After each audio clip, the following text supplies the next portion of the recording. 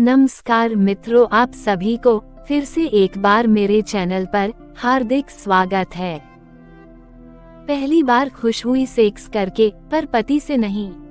सुने पूरी दास्तान। दोस्तों, मेरा नाम मेनका है। आज मैं आपको एक बड़ी ही रंगीन कहानी सुनाने जा रही हूँ। ये कहानी मेरे जिंदगी की सबसे खूबसूरत पल को बयां करता है। तो आज मैं सोची कि क्यों ना अपने प्यारे दोस्तों को भी इस दास्तान को सुनाए। जैसे मैं किसी की कहानी सुनकर खुश होती हूँ और मजे लेती हूँ, तो दोस्तों आज आपकी बारी है खुश होने की और मजे लेने की। मेरी शादी को अभी 1 साल हुए हैं। मेरे पति एक कंपनी में मैनेजर है। बहुत ही ज्यादा बिजी शेड्यूल है। वो सुबह 4 बजे के करीब चले जाते हैं और रात को 11 बजे के बाद आते हैं। दिन भर अकेली बोर होते रहती हूँ।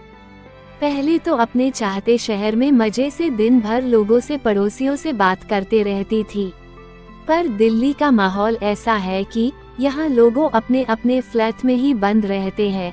मैं कहा स्वच्छंद लड़की 4 दीवारी में बंद होकर सास बहू का सीरियल देखते दिन बिताती और रात को पति का आने का इंतजार करती। दोस्तों, सच बताऊं तो मेरी लाइफ ठीक नहीं चल रही थी। मुझे पहला किस मेरे पति ने किया, मुझसे पहली बार सेक्स मेरे पति ने किया। मैं अगर किसी से संबंध बनाया तो वो मेरे पति थे। मेरे कहने का मतलब ये है कि मैंने कभी भी किसी लड़के या आदमी के साथ कभी भी कोई रिलेशन नहीं बनाया। मेरा कोई भी बॉयफ्रेंड नहीं था। उसका कई कारण था कि मेरे भाई उस शहर के नामी बदमाश और नेता थे, तो किसी ने मेरे को छेड़ने की या तो गर्लफ्रेंड बनाने की कोशिश नहीं की। तो मैं जान नहीं पाई लड़का क्या होता है। और शादी भी हुई तो ऐसे पति से जो ज्यादा टाइम ही नहीं दे पा रहा था। दोस्तों, शारीरिक संबंध तो मेरे पति से बनता था और खुश भी थी। मुझे लगता था ऐसा ही होता है। वो मेरे छेद में अपना औजार डालते थे। 5-10 मिनट तक ऊपर नीचे होता था। मेरे शरीर में अजीब सी हलचल होती थी और फिर वो मेरे छेद में अपना वीर्य डाल देते थे और सो जाते थे। सबसे और जो ज्यादा खराब आदत थी वो था कि रात में शराब जरूर पीते थे। इस वजह से ज्यादा बातचीत भी नहीं हो पाती थी। संडे का टाइम कब खत्म हो जाता था पता ही नहीं चलता था। थोड़े दिन तो सब कुछ ठीक चलता रहा, फिर मुझे लगने लगा कि कुछ कमी है। अधूरापन लगने लगा। मैं धीरे धीरे उदास रहने लगी और फिर जिंदगी थोड़ा अजीब सा होने लगा। किसी काम से मेरे पति को दिल्ली से बाहर जाना पड़ गया। मैं अकेली हो गई। मैं सबसे ऊपर की फ्लोर पे रहती थी। मेरे दरवाजे के सामने वाले दरवाजे के फ्लैट में एक भैया रहते थे। मैं एक दिन बाहर उदास खड़ी थी तो वो बोले, भाभी आप थोड़ा परेशान लग रहे हो, क्या बात है? फिर उसने पूछा कि भैया नहीं है क्या? मैंने कहा नहीं, वो 4 दिन के लिए बाहर गए हैं। फिर उन्होंने कहा आज मैं मटन बनाया हूँ, बहुत ही बढ़िया बना है, आप थोड़ा चखेंगे तो अच्छा लगेगा। मेरे पति मटन नहीं खाते, पर मैं बहुत मटन खाती थी, पर उनके वजह से मैं भी नहीं खा पाती थी। मैं काफी शौकीन हूँ मटन की, तो मेरे से रहा नहीं गया और मैंने हामी भर दी और उन्होंने प्लीज प्लीज करके बुलाया और मैं अंदर चली गई। अंदर जाकर मैं सोफे पे बैठी। उन्होंने खुद भी खाना नहीं खाया था, तो 2 प्लेट में चावल और मटन निकाला। खाते खाते पूछी, भैया आप अकेले रहते हो, क्या कारण है? आपकी शादी हो गई है?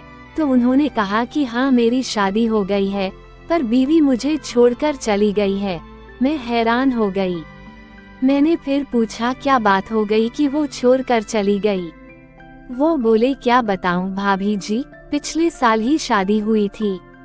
शादी के बाद यहाँ आई, पर वो कहती थी कि मुझे सेक्स करने में दर्द होता है।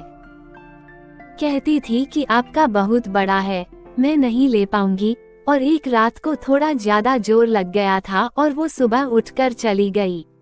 बोली कभी नहीं आऊंगी। तब से मैं अकेले हूँ। मैं कई बार गया उसको लाने के लिए, पर वो नहीं आई। दोस्तों, पता नहीं क्या हुआ, मेरे मुंह से निकल गया कि गलत पति मिल गया है उसे। शायद आपके वाइफ को मेरा पति मिलता और मुझे आप मिलते तो जिंदगी खूबसूरत हो जाती। दोस्तों, जब मैं ये बोल दी तब मुझे एहसास हुआ कि मैं क्या बोल रही हूँ, लेकिन इसका परिणाम हुआ कि वो पूछने लगे कि भाभी क्या बात है, भैया आपको खुश नहीं रख पा रहे हैं, और मैंने हाँ कह दिया। तो वो बोले क्या मैं आपकी मदद कर सकता हूँ, क्योंकि जिस चीज की आपको जरूरत है उसी की मुझे भी जरूरत है। अगर दोनों साथ हो जाएं तो जिंदगी गुलजार हो जाएगी, और मैंने हाँ कह दिया। दोनों खाना खाए और वो मेरे करीब आकर बैठ गए। मुझे एक खूबसूरत एहसास हुआ, गठीला बदन, चौड़ा सीना, मर्द की तरह आवाज और खूबसूरत सेक्सी चेहरा। मैं अपने आप को रोक नहीं पाई और वो भी अपने आप को रोक नहीं पाया, और दोनों गले मिल गए और दोनों के होठ एक दूसरे के होठ को छूने लगे। मैं बेहाल हो रही थी।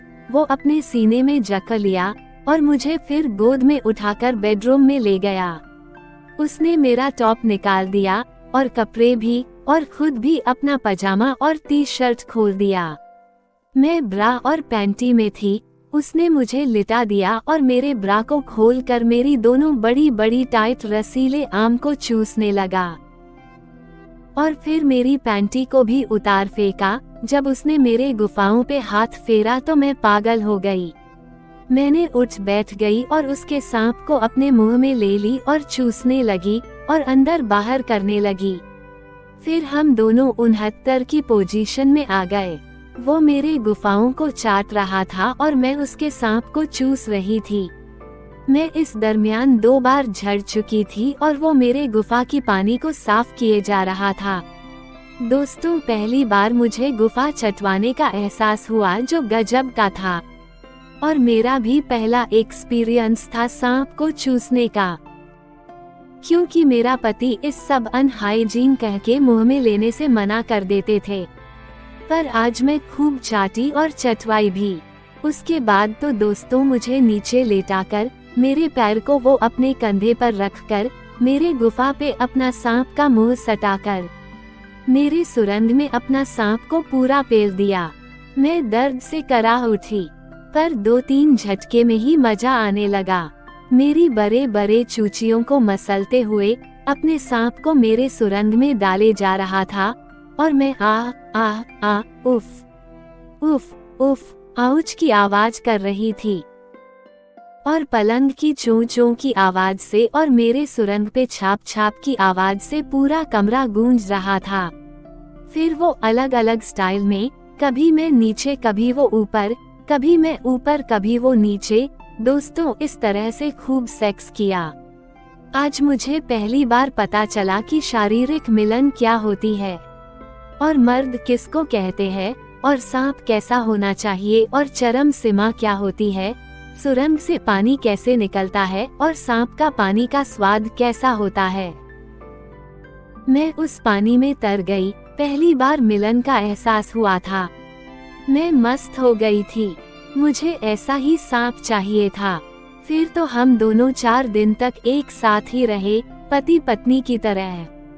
दोनों के फ्लैट में मेरे और उसके अलावा और कोई नहीं था, इसलिए हम दोनों के लिए ऐसा सुहाना मौका कभी मिलने वाला नहीं था। आज मैं कहानी लिख रही हूँ, क्योंकि आज मैं अकेली हूँ। मेरे पति आ गया है और इंतजार कर रही हूँ 11 बजने का। कहानी सुनने के लिए धन्यवाद। मेरे चैनल को सपोर्ट और आगे बढ़ने में मदद करने के लिए चैनल को प्लीज सब्सक्राइब करें।